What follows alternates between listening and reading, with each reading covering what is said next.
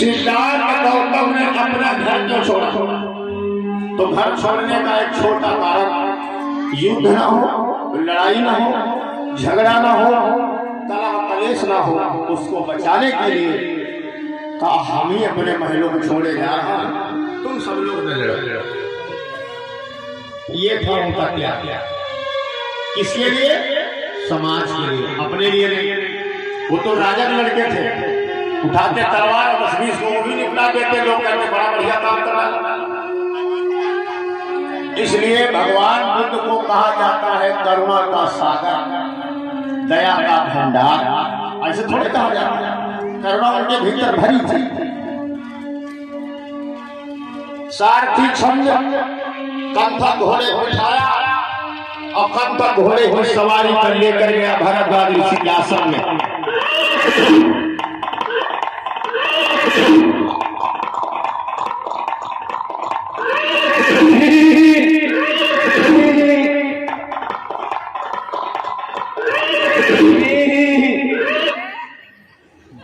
भरद्वाज ऋषि के आश्रम में गए।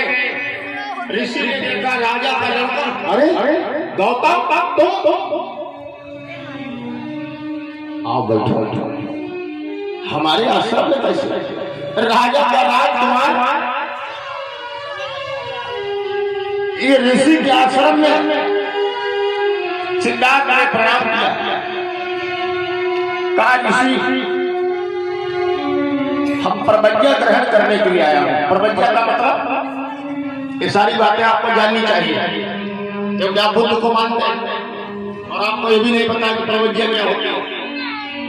प्रवज्ञा का मतलब होता है हम जैसे हम हैं, हम अपने आप को बताते हैं। हम जैसे प्रवज्ञा लेंगे तो ये कपड़ा जो पहने हैं ये उतर जाएंगे, दूसरे कपड़ा मिलेंगे कासाय रंग के, सिर के बाल उतर जाएंगे, ये नहीं रहेंगे। ये दाढ़ी बाल मूछे गायब हो जाएंगे, इसको कहते हैं परवज्ञा, परवज्ञित होना। और तब वो मानव क्या बन जाता है? श्रमण। क्या बन जाता? श्रमण। भगवान बुद्ध की संस्कृति क्या है? श्रमण संस्कृति। आर्यों की संस्कृति क्या है? वैदिक संस्कृति। वैदिक संस्कृति कहती है बिना काम धंधा किए खाओ। श्रमण संस्कृति कहती है मेहनत करके खाओ। भगवान बुद्ध की संस्कृति मेहनत करने की संस्कृति। वैदिक संस्कृति निठल्ला लोगों की संस्कृति, बिना खाना धमा खाओ। जब तक चूतिया लोग दुनिया में हैं तब तक बुद्धिमान भूखों नहीं बढ़ेगी। बड़ी सीधी बात, जब तक पत्थर पूजने वाले जिंदा हैं तब तक पत्थर से रोटी मिलती रहेगी। पत्थर लोग पूजते रहेंगे, रोटी मिलती रहेगी। दान देने वालों के बच्चे खिचड़ी वाले पढ़ेंगे और लेने वालों के बच्चे सीतापुर में पढ़ेंगे सेक्रेटरी। बड़ी सीधी बात।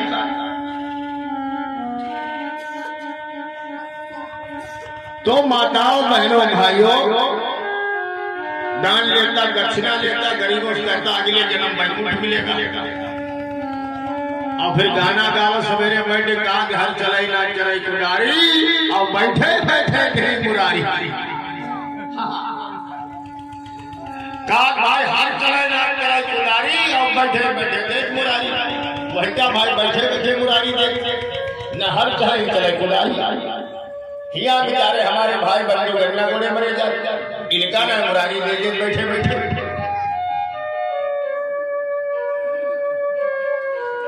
सिद्धार्थ गौतम ने भरद्वाज ऋषि के आश्रम में बैठकर अपने बालों को मुड़वा दिया, परवज्ञा धारण कर ली। एक एक टुकड़ा छोटा छोटा कपड़ा का ढूंढ ढूंढ के बना बना उसको लपेट लिया। उसी का नाम पड़ा चीबर। चीबर का मतलब चीर चीर, टुकड़ा टुकड़ा। एक कपड़ा नहीं होता चीबर, कई कपड़ा होते हैं। ये जो चीवर भलते लोग उड़ते हैं, ये चीवर एक कपड़ा नहीं होता।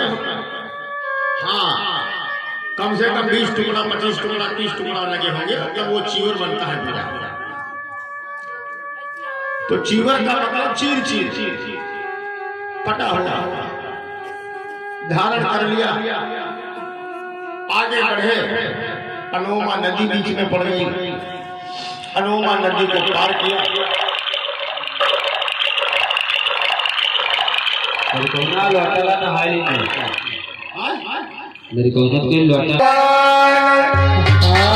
नीति का ज्ञान सभा के भाई। अरे राजन में सिर मोर रे के कथा कहूँ समझाई।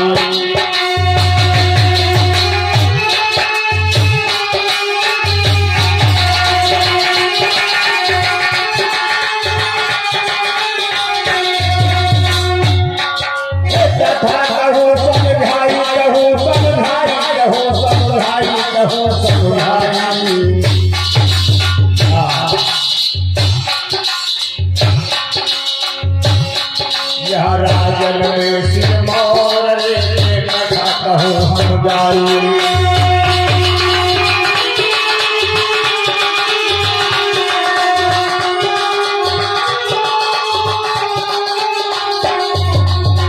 क्या हुआ?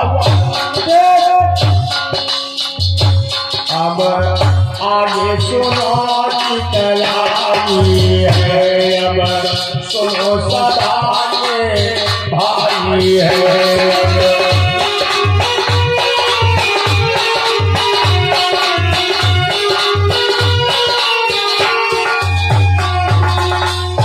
अनोमा नदी को पार किया, जाकर मगध की सीमा में पहुंच गए। लोगों से पूछा राजा का महल कहाँ? ढूंढते ढूंढते राजा बिंबिसार का दरबार लगा हुआ है।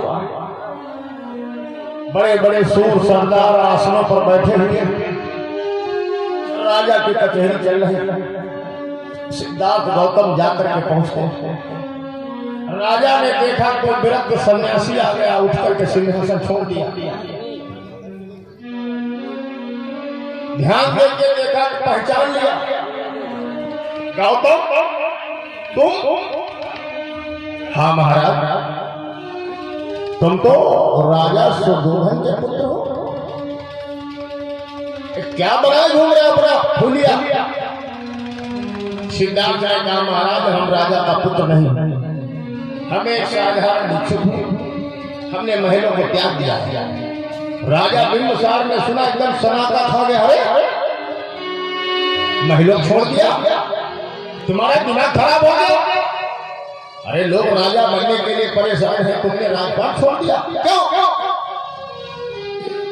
सिद्धार्थ ने कहा महाराज महलों में अच्छा नहीं लगता। महलों में अच्छा नहीं लगता तो कैसी बातें करते हो? सिद्धार्थ ने कहा महाराज हम नारी और शूद्रों की मुक्ति का उपाय ढूंढने निकला। राजा के घर में विरक्त सन्यासी पैदा हो गया। राजा बिंबिसार को समझ में नहीं आ रहा, क्या करना चाहते हो? समाज को बदलना चाहते हो? बदलना चाहते हो? हाँ तो बदल डालो। तो पहले मैं तो बदल जाऊं। राजा ने कहा ये भी सत्य है, पहले जो स्वयं बदलेगा वही तो लोगों को बदलेगा। ठीक है बताओ, एक काम करो, एक जोगिया कपड़ों को उतार दो। राजा से अनबन हो गई, कोई बात नहीं, हमारा तुम आधा राज्य ले लो, यहाँ रहो, मगध में रहो। हमारी और तुम्हारे पिता की बड़ी मित्रता है। भाइयों, सिद्धार्थ गौतम को कैसे ज्ञान प्राप्त हुआ वो कथा हम आपको सुना रहा है। राजा बिंबिसार से सिद्धार्थ गौतम कहने लगे महाराज क्षमा करें, आप हमें आधा राज्य देना चाहते हैं, मैं तो पूरा राज्य छोड़ करके आया। अगर आपके पास मेरे प्रश्नों का उत्तर है तो दे दीजिए, अन्यथा मैं दूसरी जगह चला जाऊंगा। थोड़े दिन राजा के महलों में रुके, समझ में कुछ न आया कि ज्ञान की शुरुआत कहां से किया जाए। राजा बिंबिसार के महलों को छोड़ दिया, सिद्धार्थ आगे बढ़ चले। राजा का पुत्र राजसी सुख सुविधाओं को भोगने वाला, शरीर पर साधारण कासार रंग के कपड़ों को लपेटे हुए जंगल जंगल धूल झाड़ रहा है। लोगों को ज्ञान बड़ा महंगा है, लेकिन वो जलवा बोले और जो जिसकी करके लगन गया, लग जाओगे तो एक दिन मिल जाएगा। मैं तमाम लोगों से कहता हूँ मेहनत करके पढ़ो, अगर पढ़ रहे हो तो ईमानदारी से पढ़ो, मन लगा के पढ़ो। सफलता एक दिन में नहीं मिलती, लेकिन लगे रहोगे तो एक दिन जरूर मिलेगी। एक दिन नहीं मिलेगी, लेकिन एक दिन जरूर मिलेगी। आएगी तुम्हारे पास चलकर तो कहेगी कि लो हम आ गए, तो तुमने लगन लगाई है, तुमने मेहनत किया है। आया है नगर उसको जलवा, जो जिसकी करके लगन गया, और दीदार सनम का उसे मिला जो छोड़ के अपना वतन गया।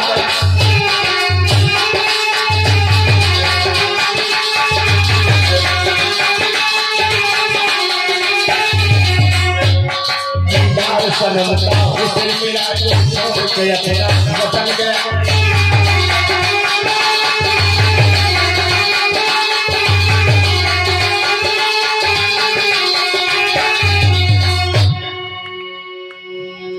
राजा बिंबिसार कहने लगे, हमारे पास तुम्हारे सवालों का कोई जवाब नहीं है। मैं राजा तो बड़ा हूं, लेकिन गौतम तुम्हारे सामने में कुछ भी नहीं है। सिद्धार्थ का कोई भाव नहीं, कहां चला जा। तुम एक काम करो, इस समय दो बहुत बड़े विद्वान हैं। एक तो भृगु ऋषि बहुत बड़ा विद्वान है, तुम भृगु ऋषि के आश्रम में चले जाओ, तुम्हारे सवालों का वहां जरूर जवाब मिलेगा। ज्ञान का भूखा जगह जगह घूम रहा है। संत कबीर ने सब ही तो कहा था, गुरुदेव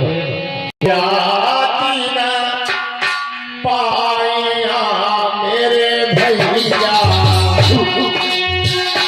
कोई गहरे पानी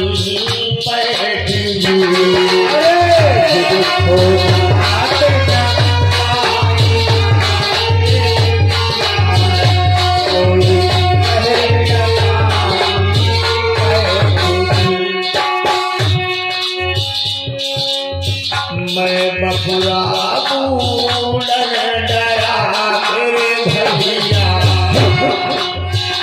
कोई रहा तुम्हारे प्यारे बैठी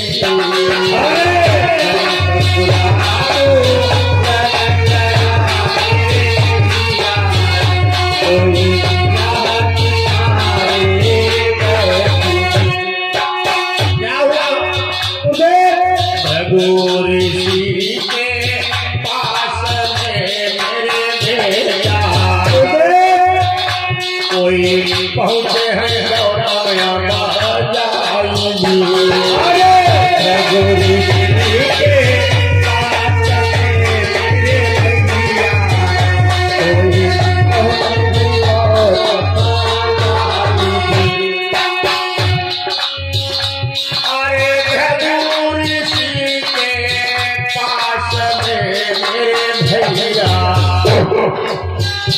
भैया पहुंचे हैं तब जाई सुनो अब आगे की